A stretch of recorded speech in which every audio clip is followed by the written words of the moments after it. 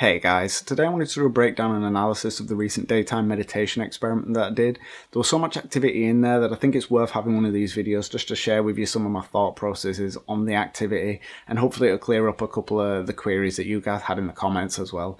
So jumping sort of straight in then, there is so much difference between doing this kind of meditation experiment during the day. It's just so different to doing it on a night because of the amount of ambient noise outside. You've got to really tune out all the cars passing by, the people walking, the children playing, that kind of thing. Fortunately, not a lot of that was captured on the camera, but I could hear it when I was there. So trying to tune that out and really focusing on the paranormal activity was quite difficult at times. It's actually the reason when I heard the knock around the corner, I asked it to come into the kitchen and knock again, just so that I could be sure that it was actually paranormal and it wasn't just some kids playing outside or something like that. It's also, I knew it was going to happen. It's the reason I chose the kitchen as a location. I sort of sat down in that little area, meant if there was anything happening around me, I'd be 100% sure that it was paranormal and I couldn't mistake it for somebody messing about outside because of how enclosed it was. So that aside, jumping straight in with the activity then, I really wanted to talk about the K2 meter first, because somebody quite rightly asked why it wasn't going off all the time. Because I was obviously surrounded by a couple of spirits at a time during the whole session, so why wasn't it picking that up? And I thought about it a lot, and the explanation that I can come up with is that spirits themselves, I don't think they give off that much energy. And the example that I've got is, you look at where the K2 meter is in relation to the plasma ball. Now, I personally believe that plasma ball is probably giving off more energy than any spirit could on its own.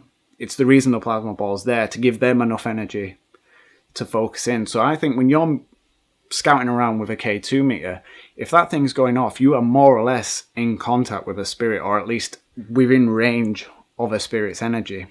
So the 3 occasions that the K2 meter went off during this session was, the first one came after I heard the knock outside and asked it to come in and knock again in the kitchen, and there was a knock off to the right hand side of the screen to my left, and the K2 meter went off at the same time. Now, this was also the same point that the Connect caught a figure, stood directly there, so that kind of goes towards proving my theory that it was more or less stood on top of the K2 meter when it heard that knock. The second one came during an EVP.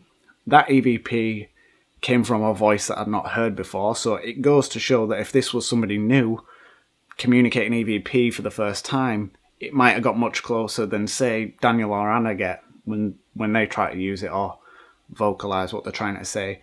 And then the third one came when Daniel entered the room. Daniel's obviously used the K2 meter before. I've had sessions with him in the past, so he knows to make his presence known, he can stand right next to it and that would be fine.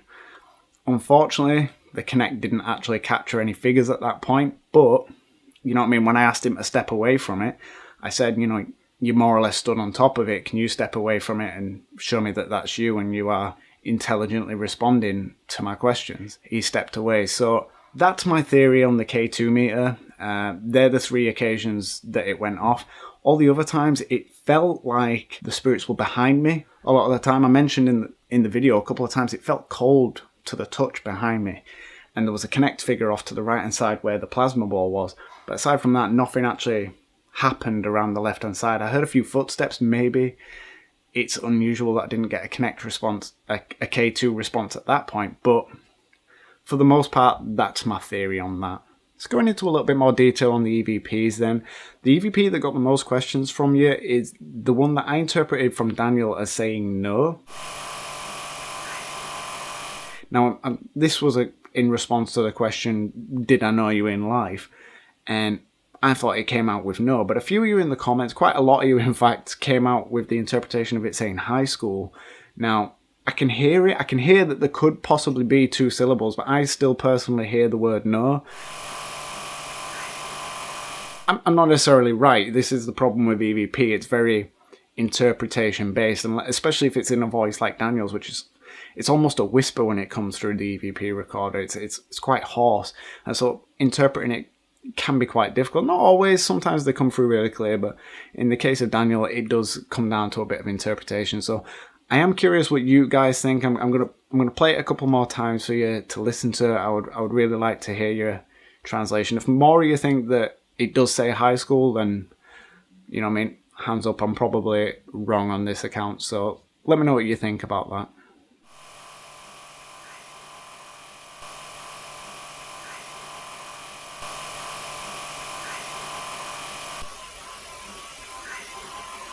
Now, the plasma ball activity is probably one of my favourites from the session, and it seems to be a lot of your guys' favourite as well, barring the Connect, which everybody seems to enjoy.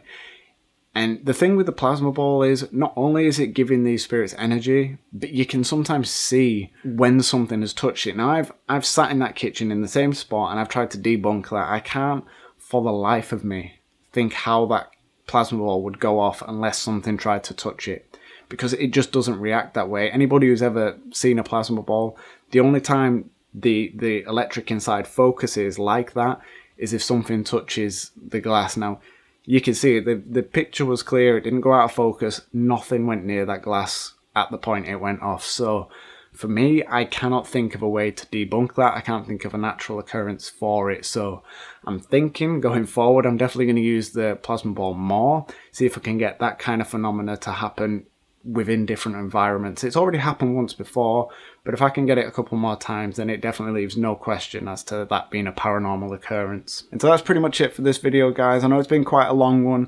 There was quite a lot of activity to go through and quite a few thoughts that I wanted to share with you. I hope I did answer some of your questions as I went along. If not, you know what I mean, drop them down in the comments and hopefully I can answer them in there instead. So what did you guys think of the experiment as it happens? Because I am curious. It was quite a long one, and I know sometimes longer videos I don't really watch them that much myself online, but if you guys enjoyed them, I'll do a few more in the future as well. So let me know what you think, and as always, I'll post any and all activity as and when I get it.